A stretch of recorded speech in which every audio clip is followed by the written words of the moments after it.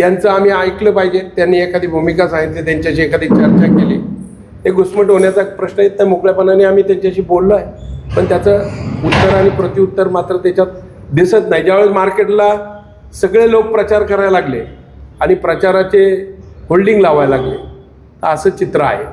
शेजारचा उमेदवार घेऊन ज्यावेळेस मी इच्छुक असणं चुकीचं नाही, कारण मी इच्छुक असणं आणि एकट्याने इच्छा व्यक्त करणं त्याच्यात चूक नाही.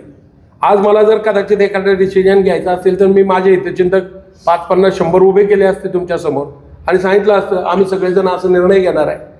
मी इच्छुक आहे हे सांगायचं काही कारण नाही. हे माझ्या नेत्यांनाही मी सांगितलं आहे, आजही सांगतोय, कालही सांगितलं होतं, उद्याही तेच सांगणार. त्याच्या काय पण जेव्हा अशी परिस्थिती तयार होते जिथं हे सगळं मान्य व्हायला पाहिजे तिथं मान्य होत नाही, त्यावेळेस अशी परिस्थिती तयार झाली की एकतर निवडणूक लढवायची असेल तर लढावी लागेल आणि नसेल, या सगळ्या सहन होत नसेल तर थांबावं लागेल. हे दोनच पर्याय माझ्यापुढे शिल्लक आहे. तुमचे सहकारी वळसे पाटील हे प्रचार करतायत, त्यांनी बोर्ड लावले. तुमचे राजकीय शिष्य रवी वळसे यांनी पण प्रचार सुरू केलाय, त्यांची उमेदवारी फायनल असं बोललं जाते.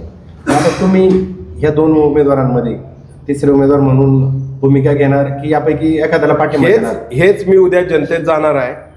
उद्यापासून आजचा दिवस तुमच्यासाठी, पहिल्यांदा तुमच्यासाठी दिलाय.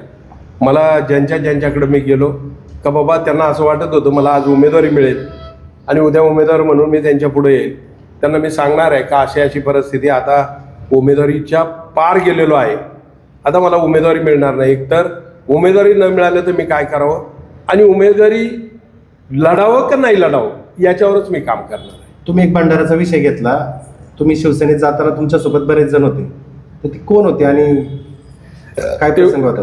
विशेष करून वळसे पाटलांना हे सगळे माहीत आहे. आता का त्या जनतेला माहित नाही ना, जनतेला माहित नाही. जुन्या विषयावर खूप चर्चा करून व्यक्तिगत दोषारोपण करण्यामध्ये काय अर्थ नाही. पण घटना माझ्या संदर्भात घडली होती. मला असं वाटत होतं की लोकांना वाटायचं की मी वळसे पाटलांना स्वतः सोडून गेलोय, त्यांच्याकडं मी